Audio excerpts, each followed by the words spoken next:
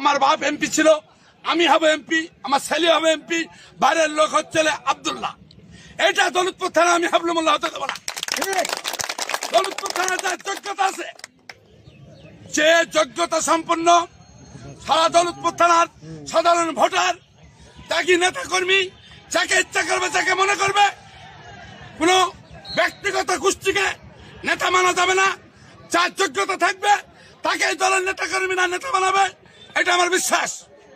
এবং আগামী দিনে এই দৌলতপুর মাটিতে বিএনপি এখনো ক্ষমতায় আসেনি।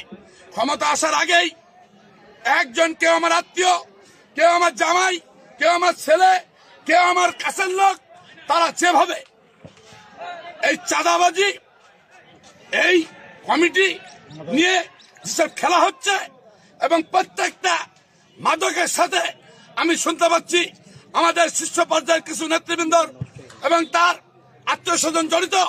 আমি বলতে চাই, এই দৌলতপুর মাটিতে আমি হাইকমান্ডকে বলতে চাই, আমাদের নেতা তারেক রহমানকে বলতে চাই আপনাদের মাধ্যমে, যারা দৌলতপুরে এই অন্যায়ের সাথে জড়িত থাকবে, সন্ত্রাস, চাঁদাবাজি, দুর্নীতিবাজ এবং মাদক ব্যবসার সাথে এমনকি জোর করে জবরদখল, হাটঘাট, আত্মীয় স্বজনের নাম দিয়ে সেগুলো চাঁদা আদায় করবে, সঠিক তদন্তের মাধ্যমে তাদেরকে দৌলতপুর থানায় যেন কোন রকম নমিনেশন না পায়, সাধারণ মানুষ দলমত নির্বিশেষে যেন ঘুমাতে পারে।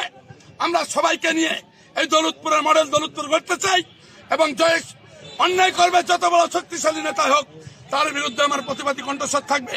আমি সবাইকে নিয়ে, যারা অন্যায় করছে, রাতের লিস্ট করছে, পুলিশ দিয়ে ধরেছে, হামলা করছে, মামলা করছে, তারা বাদে দলমত নির্বিশেষ সবাইকে নিয়ে দৌলতপুরে দুর্নীতিমুক্ত, মাদক মুক্ত দৌলতপুর করতে চাই, এবং যুব সমাজকে এই মাদকের ছবল থেকে ফিরিয়ে খেলাধুলা, বিনোদনের মাধ্যমে এইখানে আমি সুন্দরভাবে দৌলতপুরের ছেলেদেরকে একটা জায়গা তৈরি করে দিতে চাই।